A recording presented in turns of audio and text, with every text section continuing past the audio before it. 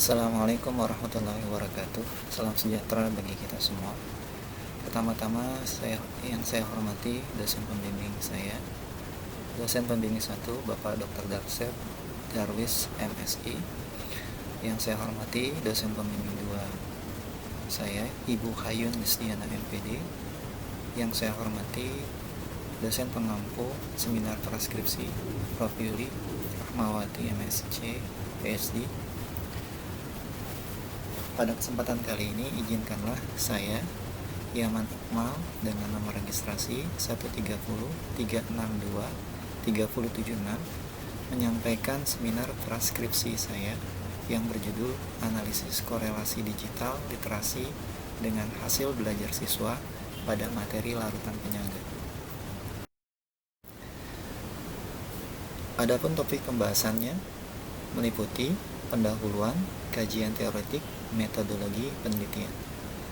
Pendahuluan meliputi latar belakang masalah, identifikasi masalah, pembatasan masalah, rumusan masalah, tujuan penelitian, dan manfaat penelitian. Adapun kajian teoretik meliputi literasi digital, hasil belajar, larutan penyangga. Sedangkan metodologi penelitian meliputi tujuan operasional penelitian, tempat dan waktu penelitian, desain penelitian, rancangan penelitian, populasi dan sampel, teknik pengumpulan data, hipotesis statistik, dan penyajian data.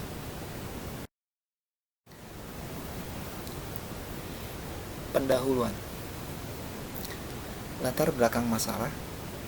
Kimia adalah satu cabang ilmu pengetahuan alam yang secara khusus mempelajari berbagai hal yang terkait dengan materi, diantaranya sifat-sifatnya, strukturnya, perubahan materi atau reaksi, serta energi yang menyertai perubahan materi tersebut berdasarkan Cheng 2017.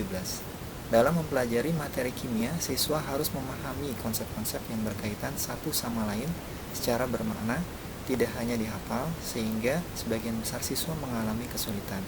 Berdasarkan Ford et al. 2017. Dalam mempelajari materi kimia, siswa sering mengalami kesulitan karena mengandung konsep yang kompleks dan abstrak. Pemahaman konsep yang abstrak membutuhkan daya nalar yang kuat untuk pemecah masalah karena tidak dapat diamati secara langsung. Berdasarkan Ineng 2015. Larutan penyangga disebut juga dengan buffer atau larutan datar berdasarkan karakteristiknya bersifat konseptual. Dalam memahami materi, siswa diharapkan memahami konsep dengan baik dan mengetahui konsep-konsep pada materi berhubungan serta mampu menerapkan konsep tersebut dalam memecahkan soal perhitungan. Berdasarkan Nurjana et al. 2016. Kesulitan siswa dalam memahami materi larutan penyangga terdapat pada konsep pengertian larutan penyangga, perhitungan pH dan pOH dalam larutan penyangga, yang menggunakan prinsip kesetimbangan, menghitung larutan penyangga pH serta penambahan sedikit asam atau basa, dan fungsi larutan penyangga dalam tubuh makhluk hidup berdasarkan Marsita et al. Tahun 2010. Literasi digital bisa disebut juga kemampuan siswa dalam menguasai media digital dari segi informasi maupun komunikasi yang berhubungan dengan keterampilan siswa dalam segi aspek kognitif, teknis, etika, sosial, dan emosional berdasarkan Kemendikbud tahun 2018. Sebagaimana yang dikatakan Merriam-Webster yang mengartikan bahwa literasi digital bisa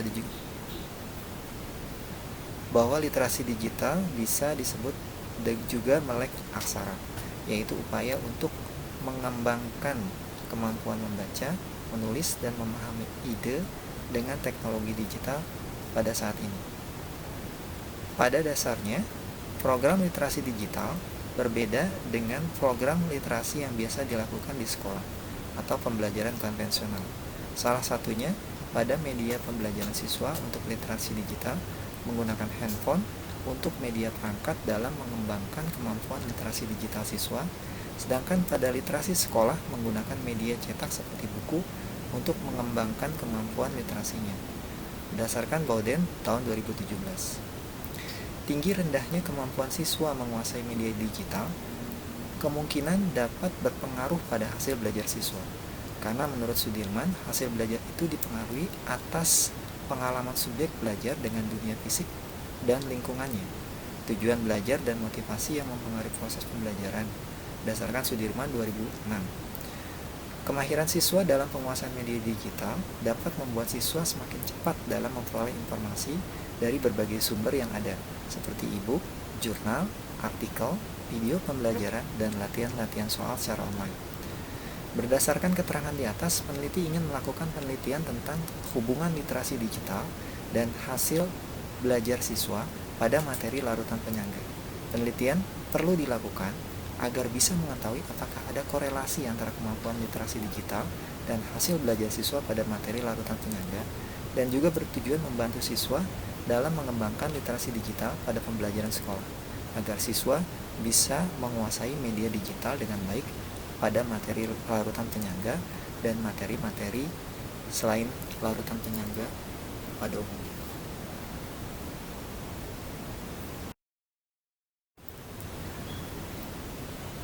Identifikasi masalah. Pertama, materi larutan penyangga adalah bagian materi kimia yang mengandung konsep yang kompleks. Kedua, kemampuan pemahaman konsep larutan penyangga dari peserta didik masih belum berkembang secara maksimal. Ketiga, literasi digital sebagai alat bantu belajar masih jarang digunakan. Yang keempat, tinggi rendahnya kemampuan siswa menguasai media digital kemungkinan dapat berpengaruh pada hasil belajar siswa. Pembatasan masalah. Penelitian yang dilakukan dibatasi pada analisis korelasi literasi digital terhadap hasil belajar siswa pada materi larutan penyangga. Rumusan masalah. Yang pertama, bagaimanakah tingkat literasi siswa pada materi larutan penyangga?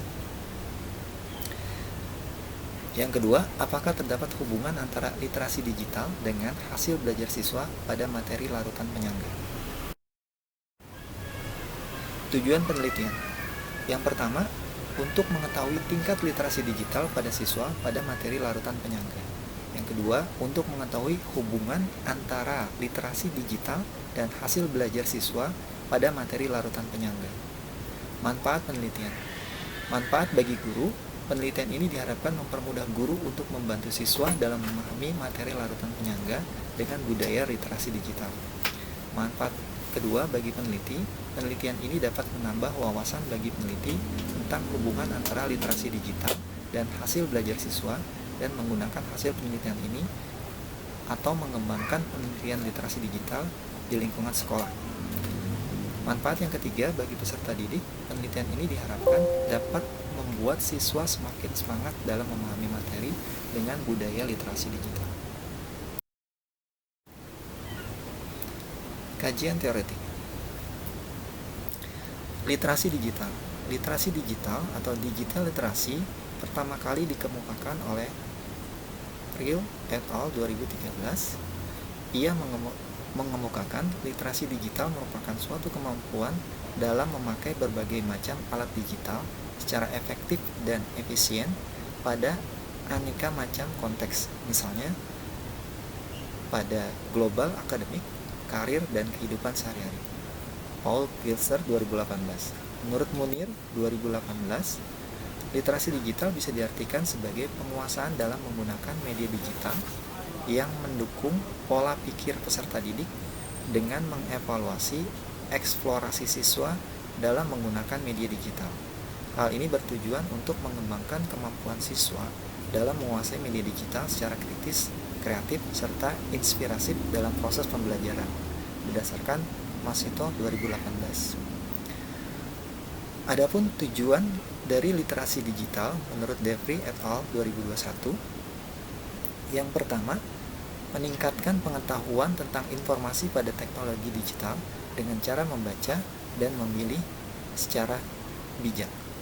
Yang kedua, meningkatkan kemampuan pemahaman individu tentang informasi positif yang telah ia baca.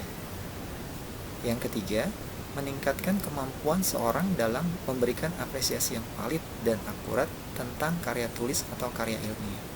Yang keempat, menumbuhkan budaya literasi bagi masyarakat luas akan informasi digital.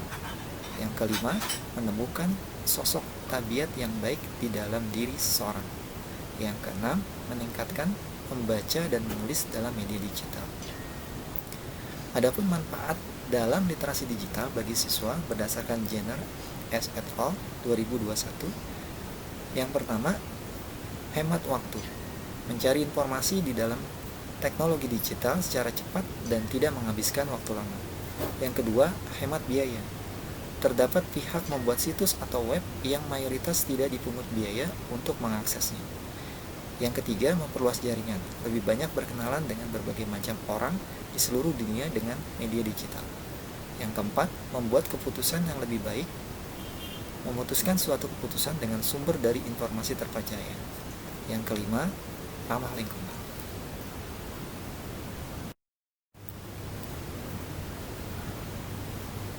Hasil belajar. Belajar adalah proses komunikasi terhadap lingkungan yang berada di sekitar individu. Belajar dapat dipandang sebagai proses terhadap sesuatu tentang berbagai pengalaman yang diarahkan kepada tujuan dan proses melihat, mengamati, dan memahami sesuatu. Jadi bisa disimpulkan bahwa hasil belajar adalah hasil yang diperoleh seseorang setelah mengikuti evaluasi dari proses belajar dalam bentuk tulisan, berupa huruf, kalimat, dan sebagainya. Sujana dan Surjaman 2016. Menurut Slameto 2018 berpendapat bahwa faktor yang mempengaruhi hasil belajar siswa, beberapa jenis pengaruh yang digolongkan menjadi dua jenis, yaitu faktor intern dalam arti faktor yang ada dalam diri individu yang sedang belajar, dan faktor ekstern atau dalam arti faktor yang di luar individu siswa. Faktor intern yang pertama, faktor jasmania yang berhubungan dengan kesehatan fisik seseorang. Yang kedua, faktor psikologis yang berhubungan dengan mental dari seseorang. Yang berikutnya adalah faktor eksternal. Faktor eksternal pertama adalah keadaan keluarga. Keluarga merupakan suatu komponen utama dari anak. Jadi apabila terjadi sesuatu perubahan keadaan lingkungan keluarga, maka akan berpengaruh pada hasil belajar siswa. Yang kedua, faktor eksternal adalah keadaan sekolah. Lingkungan sekolah adalah lingkungan dari seorang anak yang berperan sebagai siswa yang belajar dengan berkomunikasi bersama gurunya. Jika terdapat suatu perubahan pada sistem sekolah tersebut, maka kemungkinan besar akan berpengaruh pada hasil belajar siswa. Faktor eksternal yang ketiga adalah keadaan masyarakat. Masyarakat merupakan lingkup yang tidak bisa dihindari dengan siswa. Jadi siswa akan otomatis terkena pengaruh yang tidak akan bisa dihindari.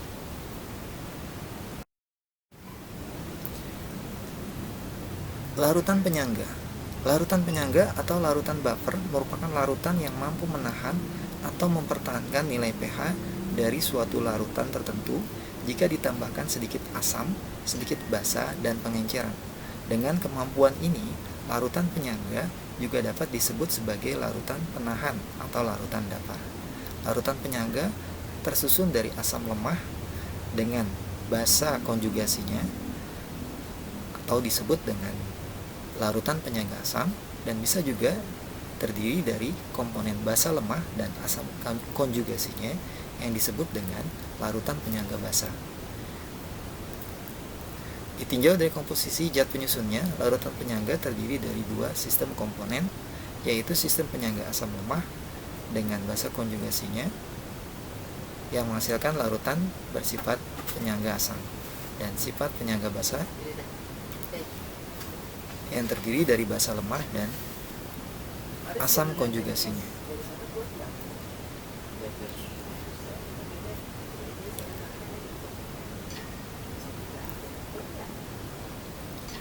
Larutan penyangga asam memiliki persamaan rumus konsentrasi H+ sama dengan Ka dikali A per B, di mana A adalah mol dari asam lemah dan B adalah mol dari basa konjugasinya.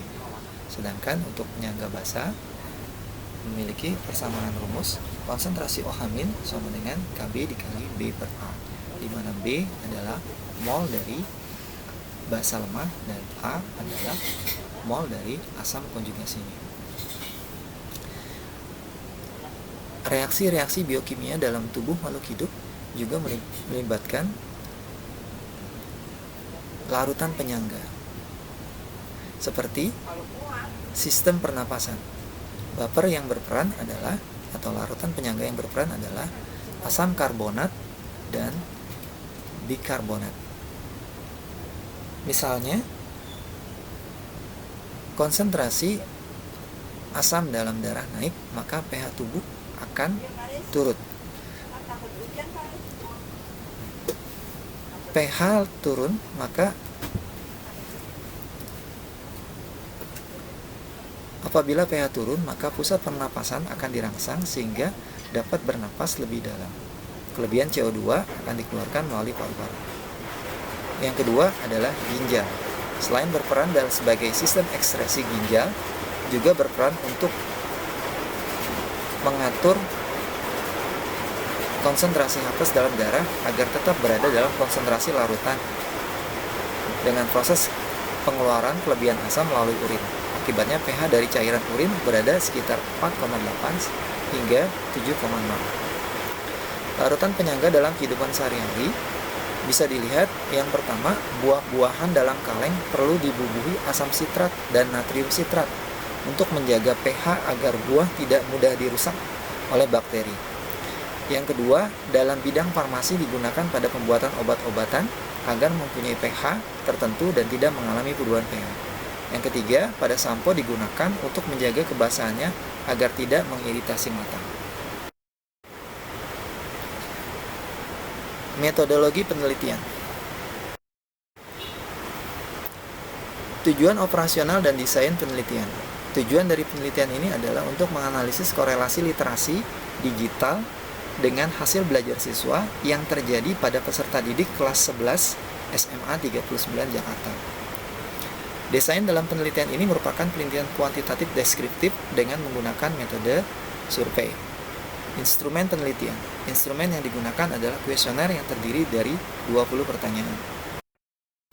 Rancangan penelitian.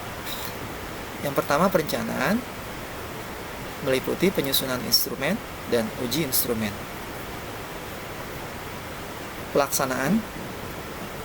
Yang pertama, pengumpulan nilai AAS siswa. Yang kedua, pemberian kuesioner, dan yang ketiga, wawancara. Penyelesaian, pengolahan dan analisa data, dan terakhir, penarikan kesimpulan. Perencanaan. Penyusunan instrumen. Instrumen yang digunakan adalah kuesioner literasi digital. Uji instrumen penelitian. Uji instrumen penelitian dilakukan diantaranya uji validitas dan uji beda. Pelaksanaan kuesioner. Teknik ini akan dilakukan untuk meneliti hubungan literasi digital dan hasil belajar siswa dengan menggunakan Google Form. Observasi. Melakukan pengamatan yang berkaitan dengan hubungan literasi digital dan hasil belajar siswa. Kemudian ada wawancara. Wawancara dilakukan secara offline atau online berdasarkan kondisi yang memungkinkan. Penyelesaian, pengolahan analisis data. Pengolahan dan analisis data yang dilakukan diantaranya uji instrumen data dan uji statistik untuk mengetahui korelasi literasi digital dan hasil belajar siswa. Dan terakhir adalah penarikan kesimpulan. Tempat dan waktu penelitian. Penelitian ini akan dilaksanakan di SMA 39 Jakarta Timur. Adapun alurnya adalah November 2023 persiapan penelitian, Desember 2023 persiapan penelitian, Januari 2024 persiapan penelitian, Februari 2024 survei lokasi pertama lokasi penelitian, Maret survei kedua di lokasi penelitian, Mei pelaksanaan penelitian, Juni pengolahan data dan penyusunan laporan akhir. Populasi dan sampel. Populasi dalam penelitian ini adalah peserta didik SMA kelas 11 SMA 39 Jakarta pada fase F tahun ajaran 2023-2024. Sampel dalam penelitian ini adalah peserta didik SMA 39 Jakarta fase F yang memilih mata pelajaran kimia tahun ajaran 2023-2024. Teknik analisa data. Uji normalitas digunakan untuk menguji apakah populasi yang akan diteliti bersifat normal atau tidak. Dalam pengujian ini, peneliti akan menggunakan metode uji Kolmogorov-Smirnov dengan bantuan SPSS versi 16. Uji linearitas, peneliti akan menguji linearitas dari data penelitian ini agar bisa mengetahui apakah terdapat hubungan dari dua variabel. Terakhir, peneliti akan mengadakan uji korelasi. Uji korelasi menggunakan Pearson product moment dengan bantuan SPSS versi 16, di mana di sini akan dianalisa derajat korelasi.